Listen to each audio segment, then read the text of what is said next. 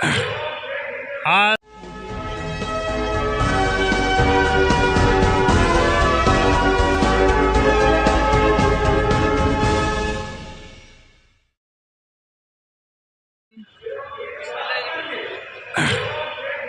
আজ প্রতিবন্ধী বিদ্যালয় বাংলাদেশের প্রতিবন্ধী বিদ্যালয় স্বীকৃতি ও এমপিভুক্তির আবেদনের লক্ষ্যে আমরা বাংলাদেশের বিভিন্ন জেলা থেকে অবস্থান করতেছি।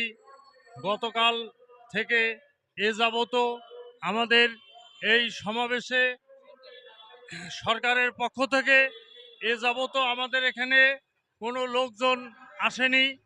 আমাদের অলরেডি আমাদের কুড়িগ্রাম জেলা থেকে অটিজম স্কুলের একজন প্রধান শিক্ষক মোহাম্মদ ইমান আলী ভাই, সে এখন খুবই অসুস্থ, তাকে নিয়ে আমরা খুবই হতাশাগ্রস্ত আছি।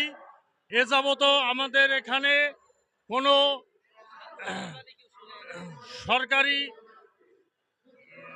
সরকার পক্ষ থেকে মন্ত্রণালয় থেকে এ যাবত সমাজ কল্যাণ মন্ত্রণালয়ের থেকে কোনো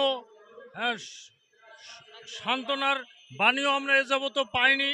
আমরা হতাশাগ্রস্ত, আমাদের লোকজন অসুস্থ হয়ে যাচ্ছে। এখন আমরা নিয়ে কি করব?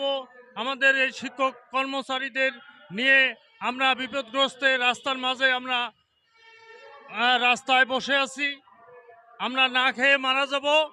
আমরা স্কুলের স্বীকৃতি এবং এমপিভুক্তি না দিলে আমরা বাড়ি ফিরবো না। আমরা এখন হতাশাগ্রস্ত হয়ে রাস্তায়, আমাদের এভাবে আমাদের আর জীবন চলতেছে না। আমরা এইভাবে আর কতদিন থাকবো? শিক্ষক কর্মচারীদের নিয়ে আমরা আর বাঁচতেছি না।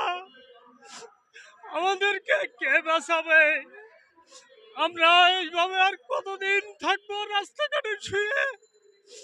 আমাদের শিক্ষকেরা এখন রাস্তায় শুয়ে অসুস্থ হয়ে পড়তেছে। আমাদেরকে কেউ দেখতে আসতেছে না। কোনো সরকারি লোকের কাছে আমরা কোনো সাড়া পাচ্ছি না। আমরা এইভাবে না খেয়ে রাস্তায় শুয়ে আর কতদিন থাকবো?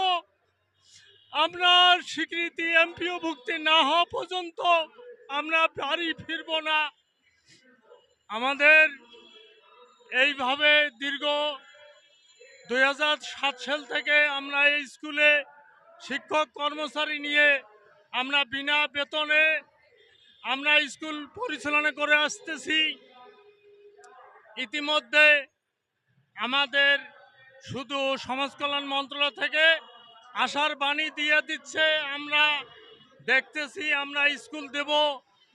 হ্যাঁ, এই আশার বাণী নিয়ে আমরা দীর্ঘদিন থেকে আমরা অপেক্ষা করতেছি। আমরা এইভাবে আর অপেক্ষা করতে পারতেছি না। আমাদের ধৈর্যের বাঁধ আর থাকতেছে না।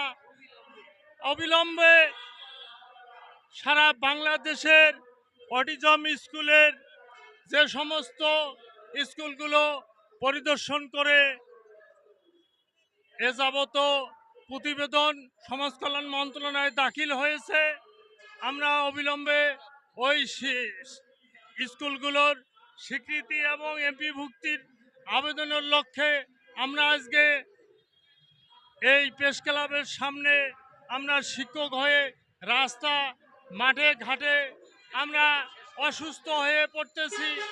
আমাদের মাঝে এ যাবত কোনো সরকারি লোক এসে আমাদেরকে খোঁজ খবর নিতেছে না। আমরা এইভাবে আর কতদিন থাকবো? আমরা শিক্ষকদের মাঝে আমরা টিকে দেখতে পারতেছি না।